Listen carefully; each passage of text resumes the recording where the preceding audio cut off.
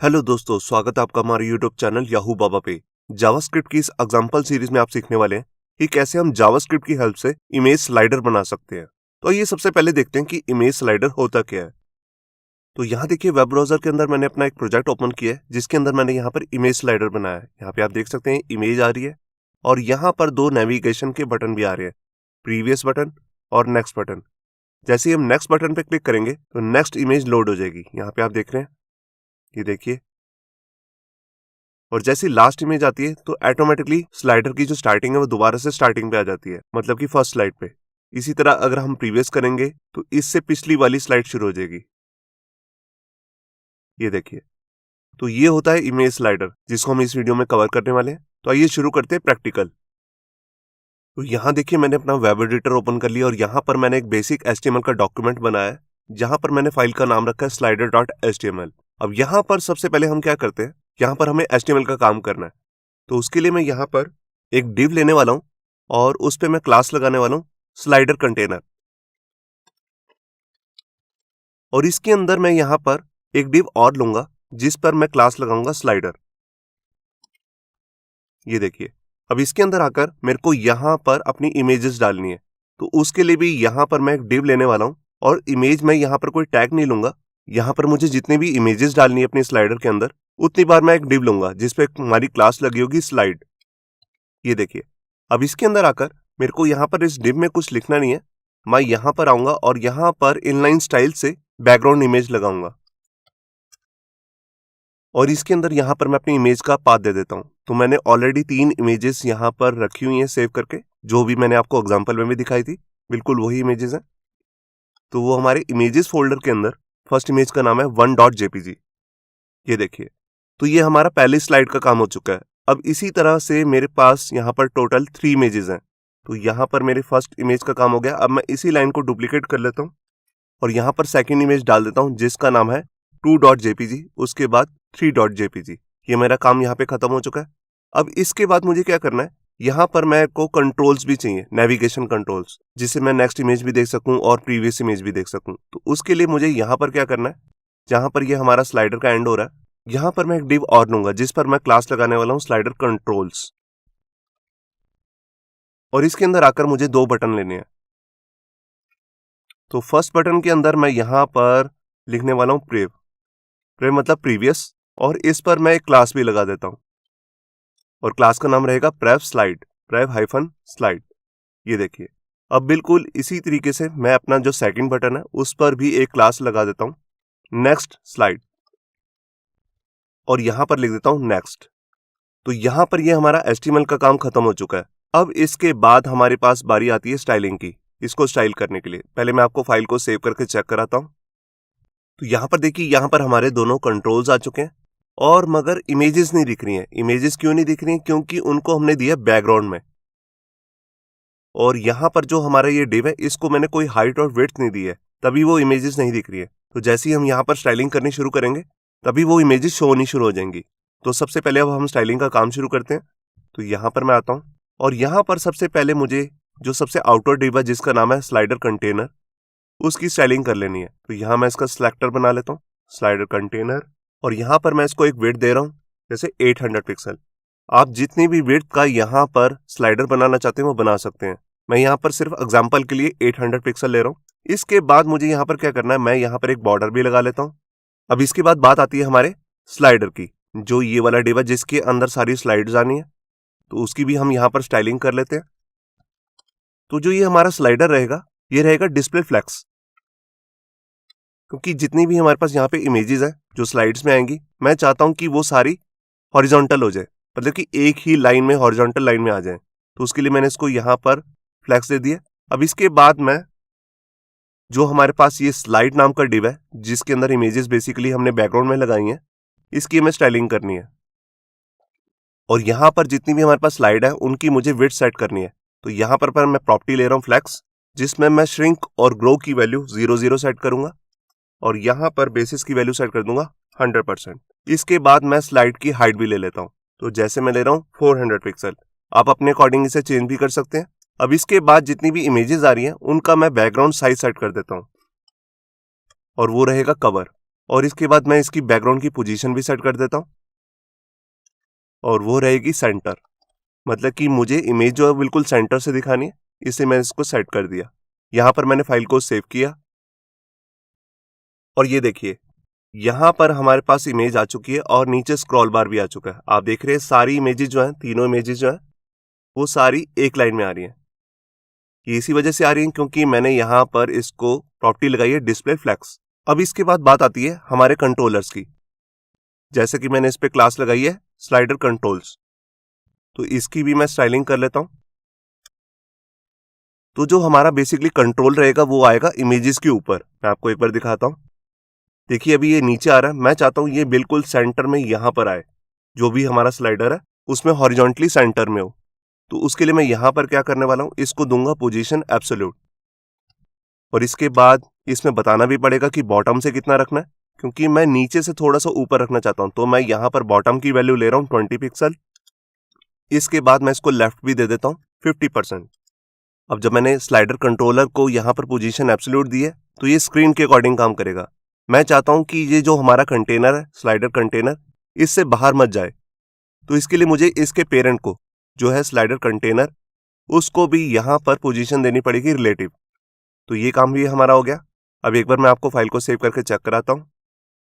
ये देखिए यहां पर ये हमारी इमेजेस आ चुकी हैं। अब मैं चाहता हूं कि इनके बीच में भी थोड़ा सा गैप रहे। तो उसके लिए मैं यहां पे क्या करता हूं, इन पर मैंने अलग से क्लास लगाई थी प्रीवियस स्लाइड और नेक्स्ट स्लाइड, तो इसी की मैं स्टाइलिंग कर लेता हूं। तो यहां पर मैं दे रहा हूं मार्जिन जो रहेगा टॉप और बॉटम से 0 रखना है, लेफ्ट और राइट से 10 पिक्सल। जैसे मैंने प्रीवियस स्लाइड को दिया इसी तरीके से मैं बिल्कुल नेक्स्ट स्लाइड को भी दे देता हूं। तो यहीं पर मैं उसका भी सिलेक्टर लगा देता हूं नेक्स्ट स्लाइड। तो हमारी जो ये दोनों बटन्स है नेक्स्ट और प्रीवियस वाले, इन दोनों के बीच में गैप आ जाएगा। यहाँ पे मैंने फाइल को सेव किया और ये देखिए इनके बीच में गैप आ चुका है। आप इसकी खुद से कोई भी स्टाइलिंग करना चाहे वो कर सकते हैं। जैसे मैंने इनको यहां लगाया, आप इसको टॉप में बिल्कुल एंड टू एंड लगाना चाहते हैं, बिल्कुल लेफ्ट में और बिल्कुल राइट में, वो भी आप कर सकते हैं। और यहां पर एक चीज और भी बताना चाहता हूं। देखिए जो भी हमारे ये बटन्स है ये बिल्कुल लेफ्ट 50 दिया मैंने, देख रहे हैं आप यहाँ पे लेफ्ट 50 है। तो बिल्कुल जहां पर ये हमारा स्लाइडर का बिल्कुल हाफ हो रहा है वहीं से इसकी स्टार्टिंग हो रही है। तो मैं चाहता हूं ये थोड़ा सा इधर आ जाए। तो उसके लिए मैं यहाँ पे क्या करूंगा, यहां पर मैं अपना ट्रांसफॉर्म की वैल्यू यूज करूंगा ट्रांसलेट एक्स, और इसको वैल्यू जो देनी है वो दूंगा मैं माइनस में, -50%। इसका मतलब क्या है, जितनी भी हमारे कंट्रोलर की इस वाले डिफ की जितनी भी विड्थ है उसमें से हाफ जो है वो ट्रांसलेट एक्स हो जाए, मतलब कि लेफ्ट साइड में शिफ्ट हो जाए। तो यहां पर मैंने फाइल को सेव किया और ये देखिए अब ये बिल्कुल सेंटर में आएगा। अब इसके बाद हमें क्या करना है, आप देख रहे हैं कि हमारा जो ये बॉर्डर लगा हुआ है ये बिल्कुल यहां तक है और सारी इमेजेस जो है इसमें से ओवरफ्लो कर गई हैं। तो मैं चाहता हूं ये इसमें से ओवरफ्लो मत करें। तो उसके लिए मैं यहां पर क्या करने वाला हूं, यहां पर मैं प्रॉपर्टी यूज करूंगा ओवरफ्लो हिडन, जो कि हमारा मेन स्लाइडर है उसी पे लगाऊंगा मैं। ये देखिए तो यहां पर मैंने फाइल को सेव किया और यहां पर आप देख रहे हैं कि ये हमारा स्लाइडर जो है बिल्कुल दिखने में ऐसा लग रहा है कि बिल्कुल रेडी हो चुका है, मगर अभी ये रेडी नहीं हुआ है क्योंकि यहां पर अभी जावास्क्रिप्ट का काम रहता है। मैं चाहता हूं कि नेक्स्ट बटन पे क्लिक करने से नेक्स्ट इमेज यहां पर लोड हो जाए और प्रीवियस करने से प्रीवियस इमेज यहां पर लोड हो जाए।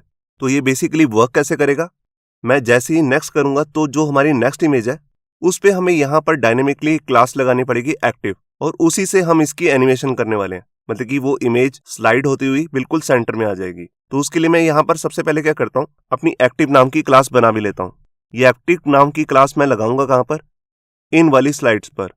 तो सबसे पहले जब पेज ओपन होगा तो हमारी जो ये फर्स्ट स्लाइड है एक्टिव क्लास इसी पे लगी होगी। तो मैं अभी यहीं पर लगा देता हूँ, ये देखिए, और इसकी मैं स्टाइलिंग भी कर लेता हूँ।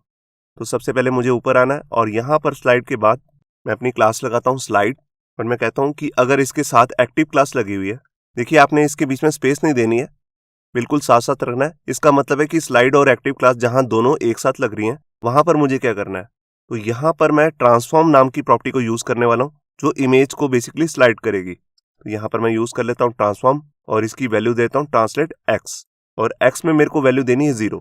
तो जिस भी स्लाइड पर एक्टिव नाम की क्लास लगेगी उसका ट्रांसलेट एक्स की वैल्यू हो जाएगी 0। तो ऑटोमेटिकली वही इमेज हमारे को यहाँ पर इस बॉक्स के अंदर नजर आएगी जिसका नाम है स्लाइडर कंटेनर। तो यहाँ पर मैं आता हूँ। अब इसके बाद मैं यहाँ पर सबसे नीचे आकर जावास्क्रिप्ट का काम शुरू कर लेता हूँ।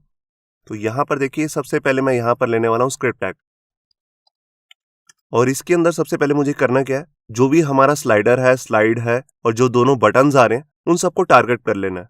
तो देखिए सबसे पहले हमने इसको टारगेट करना है स्लाइडर को। तो इसके लिए मैं यहाँ पर एक वेरिएबल बना लेता हूँ और उसकी टाइप ले रहा हूँ कॉन्स्ट और उसका नाम ले रहा हूँ वेरिएबल का स्लाइडर। तो टारगेट करने के लिए मैं लिखता हूँ डॉक्यूमेंट डॉट क्वेरी सिलेक्टर और उसके अंदर यहाँ पर मैं अपनी क्लास लेने वाला हूँ जिसका नाम है स्लाइडर। बिल्कुल इसी को डुप्लीकेट करके मैं यहाँ पर स्लाइड्स पे के लिए भी टारगेट कर लेता हूँ। देखिए ये हमारा है स्लाइड, तो इसके लिए मैं यहाँ पर लिखता हूँ स्लाइड्स, वेरिएबल का नाम चेंज कर दिया स्लाइड्स। और यहाँ पर क्वेरी सिलेक्टर नहीं करना, यहाँ पर करना है क्वेरी सिलेक्टर ऑल, क्योंकि मुझे सारी स्लाइड्स को टारगेट कर रहा है। जितनी भी स्लाइड्स हैं मैंने यहाँ पर 3 ली हैं, आप यहाँ पर जितनी मर्जी चाहें ले सकते हैं। और इसके अंदर आकर यहाँ पर अपना सिलेक्टर का नाम भी चेंज कर लेते हैं जिसका नाम है स्लाइड। ये देखिए अब इसके बाद मैं इसी को डुप्लीकेट फिर से करता हूँ, क्योंकि यहाँ पर मुझे टारगेट करना है अपने इन दोनों बटन्स पर, क्योंकि इन्हीं के क्लिक पर मैं अपना स्लाइडर चलाने वाला हूँ। तो देखिए उसके लिए मैं यहाँ पर सबसे पहले प्रीवियस बटन के लिए यहाँ पर बना रहा हूँ, तो उसका नाम ही ले रहा हूँ प्रेव BTN। और यहाँ पर मैं अपना यही क्लास को कॉपी करके यहाँ पर पेस्ट कर देता हूँ। ये देखिए, यहाँ नहीं, यहाँ पे पेस्ट कर देता हूँ। ये देखिए, और इसी को फिर से डुप्लीकेट करता हूँ नेक्स्ट बटन के लिए और यहाँ पर मैं लिखता हूँ नेक्स्ट BTN, वेरिएबल का नाम चेंज कर दिया। और यहाँ पर मैंने एक चीज की है, ऑल लगाया हुआ है, ये ऑल मुझे हटा लेना क्योंकि ये सिर्फ पेज में एक ही बार होगा। और यहाँ पर मैं लिख देता हूँ नेक्स्ट। ये देखिए, तो ये हमारे जितने भी सिलेक्टर्स थे जिनको मुझे टारगेट करना है मैंने उनका वेरिएबल बना लिया, ताकि मुझे बार बार इतना बड़ा सिलेक्टर ना लिखना पड़े। मैं इसी वेरिएबल को यूज कर लूंगा।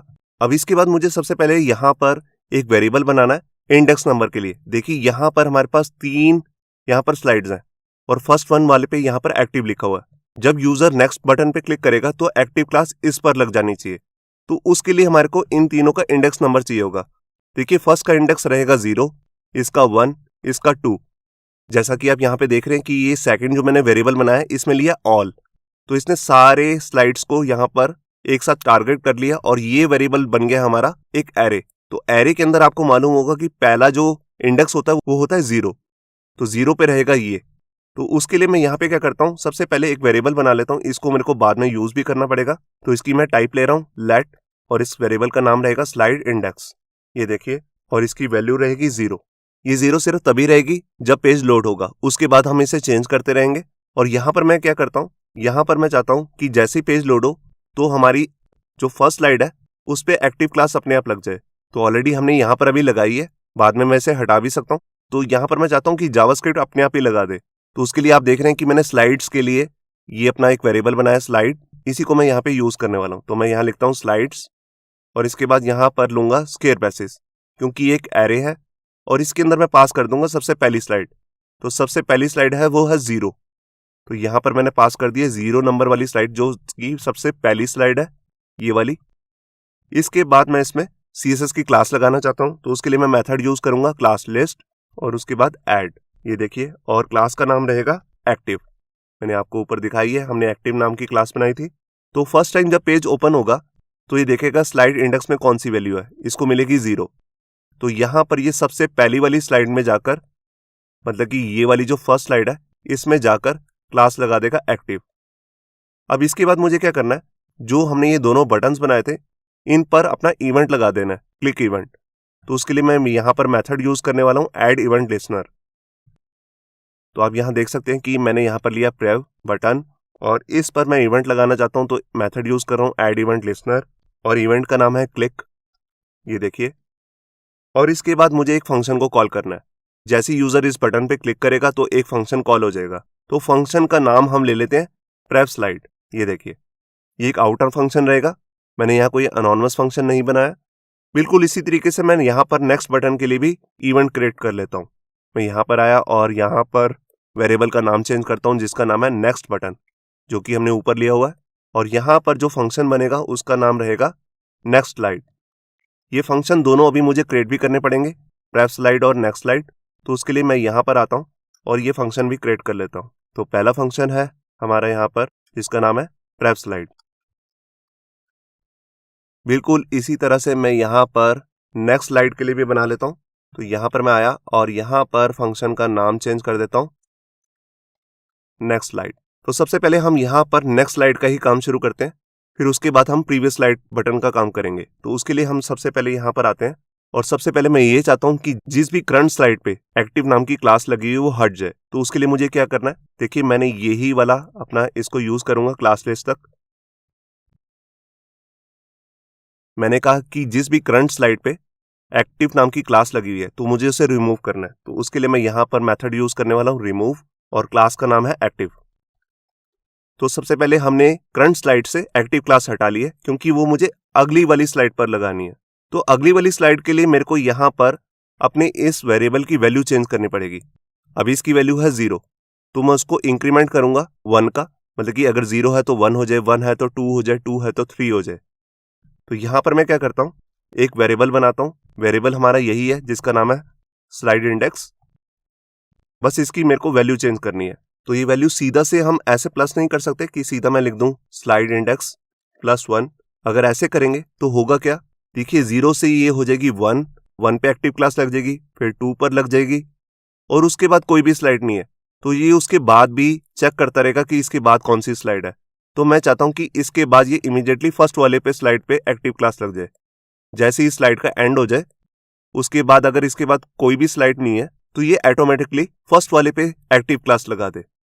तो उसके लिए देखिए मैं यहाँ पर अपना टेनरी ऑपरेटर लूंगा, इसको भी मैं कट कर लेता हूँ और यहाँ पर अपनी कंडीशन लगाता हूँ जिसमें मैं चेक करूंगा कि स्लाइड इंडेक्स जो है जो हमने इसमें पास किया है क्या वो लास्ट वाला तो नहीं है। तो उसके लिए मुझे कैसे चेक करना है, यहाँ पे मैं पहले इसके अंदर इसको पेस्ट करता हूँ स्लाइड इंडेक्स को, और यहाँ पर मैं चेक करने वाला हूँ कि जो भी स्लाइड्स की लेंथ है, ये देखिए ये स्लाइड्स क्या है, मैं आपको ऊपर दिखा देता हूँ। जितनी भी स्लाइड्स को हमने टारगेट किया था उसकी हम लेंथ निकाल रहे हैं।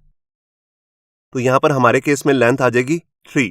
तो यहाँ पर आप देख रहे हैं कि 1 2 3 क्योंकि 3 ही स्लाइड्स हैं, मगर हमने स्टार्टिंग की है 0 से 1 और 2, तो हमें उसमें से -1 कर देना यहाँ पर।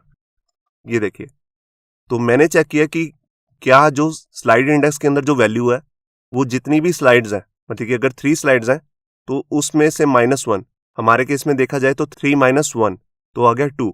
तो क्या वो स्लाइड इंडेक्स नंबर उसके बराबर है? अगर उसके बराबर आ गया है वो, तो यहाँ पर मुझे उसे सबसे पहली वाली स्लाइड पे ले जाना है। तो उसके लिए मैं यहाँ पर क्वेश्चन मार्क लगा के दूंगा वैल्यू 0, और अगर वो लास्ट स्लाइड पे नहीं आया तो यहाँ पर वो इंक्रीमेंट कर दे स्लाइड इंडेक्स +1 का।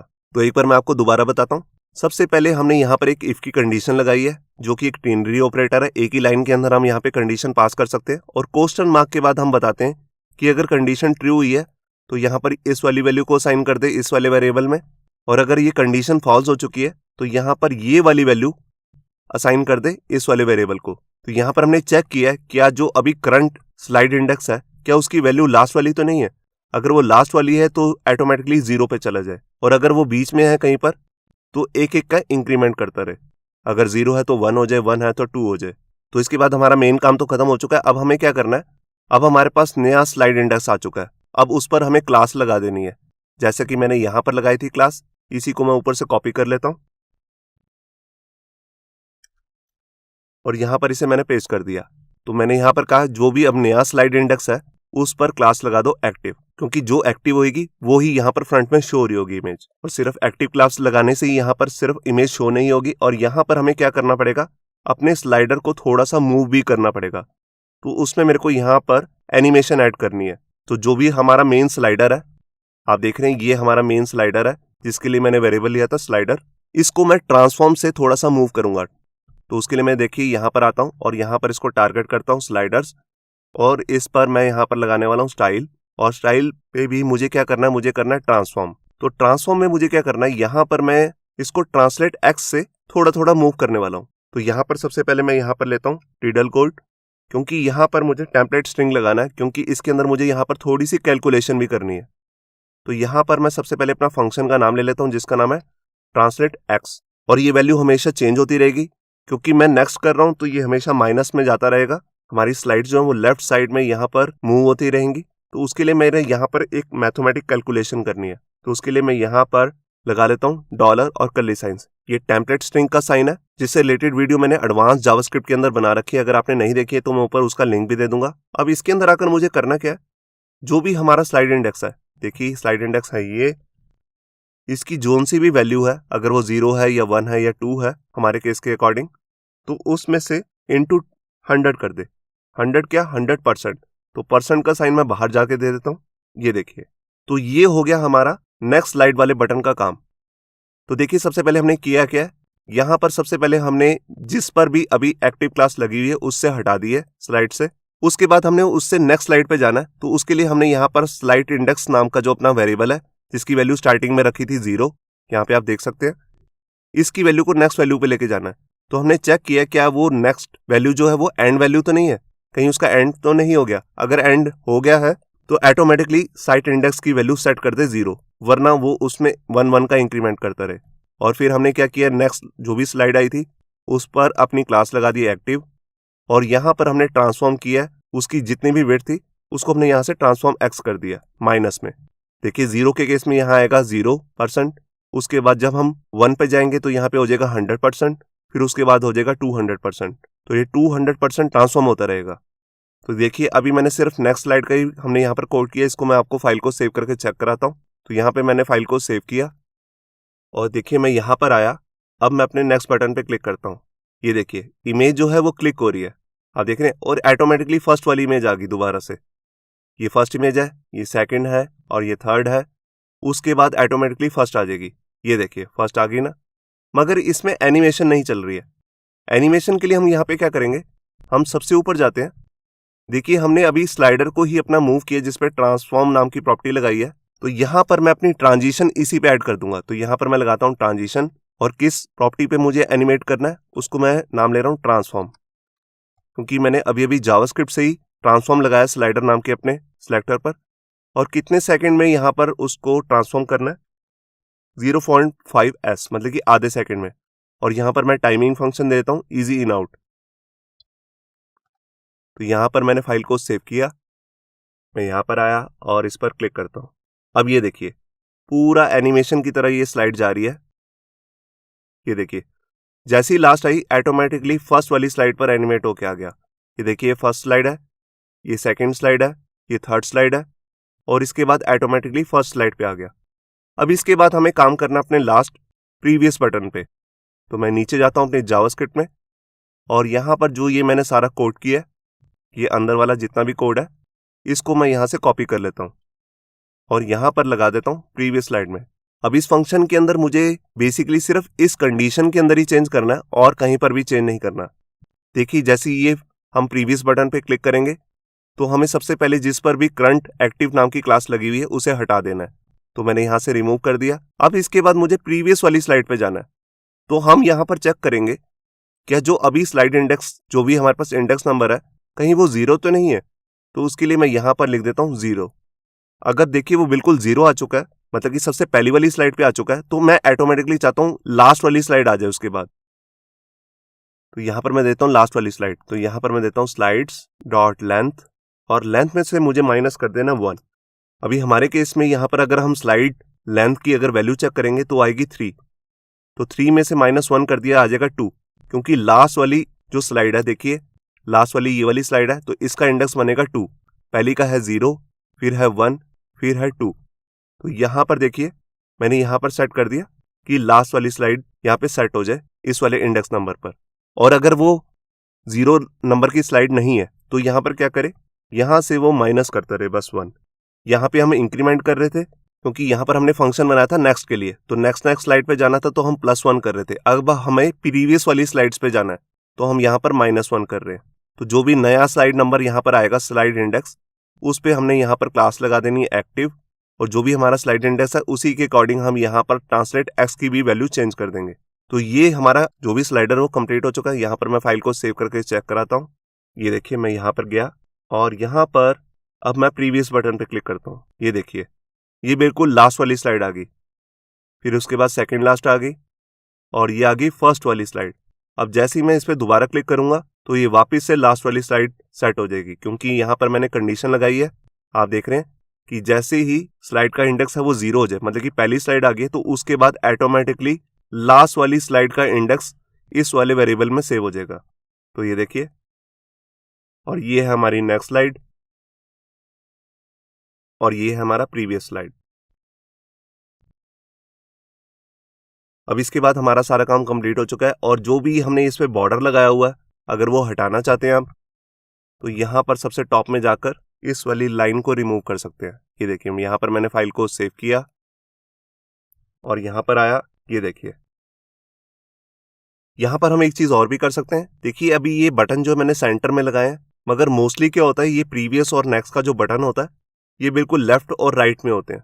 तो उसको भी अगर आप करना चाहते हैं तो कैसे करेंगे, उसका भी मैं आपको यहाँ पे एग्जांपल दिखा देता हूँ। तो देखिए, उसके लिए मुझे यहाँ पर जाना है, जो भी हमारा ये स्लाइडर कंट्रोल है, जिसके अंदर हमारे ये दोनों बटन्स आ रहे हैं। यहाँ पर मैं लगा दूंगा डिस्प्ले फ्लैक्स। इसको मैंने फ्लैक्स बना दिया। अब इसके बाद मैं इसको एक विड्थ भी दे देता हूँ, जैसे 100%। और यहाँ पर अगर मैंने फ्लैक्स लगाया तो यहाँ पर मैं इसमें अपनी एक प्रॉपर्टी यूज कर सकता हूँ, जस्टिफाई कंटेंट, जिसमें मैं वैल्यू देने वाला हूँ स्पेस बिटवीन। ये देखिए, अब इसे होगा कि ये दोनों जो बटन है, इनके बीच में स्पेस ऐड हो जाएगी। तो यहाँ पर मैंने फाइल को सेव किया और यहाँ पर आया, ये देखिए, ये दोनों बटन जो है बिल्कुल एंड टू एंड आ चुके हैं। इसको आप थोड़ा सा और ऊपर करना चाहते हैं तो उसके लिए यहाँ पर जो मैंने ये बॉटम दिया है, इसको मैं वैल्यू परसेंटेज में दे देता हूँ, जैसे मान लीजिए 50%। तो यहाँ पर मैंने फाइल को सेव किया और ये देखिए, ये हमारे बटन बिल्कुल लेफ्ट और राइट में आ चुके हैं। तो ये हमारा स्लाइडर जो है कंप्लीट हो चुका है, और जो भी हमने इस वीडियो में कोड किया है, अगर आपको वो चाहिए तो आप हमारी वेबसाइट पे जा सकते हैं yahubaba.net, जिसका लिंक भी आपको नीचे डिस्क्रिप्शन में मिल जाएगा। होप सो आपको ये हमारा वीडियो ट्यूटोरियल अच्छा लगा होगा। अगर अच्छा लगा है तो वीडियो को प्लीज़ लाइक करना मत भूलिए। अगर आप ऐसे ही रेगुलर अपडेट चाहते हैं तो हमारे चैनल याहू बाबा को सब्सक्राइब करना मत भूलिए। Thank you.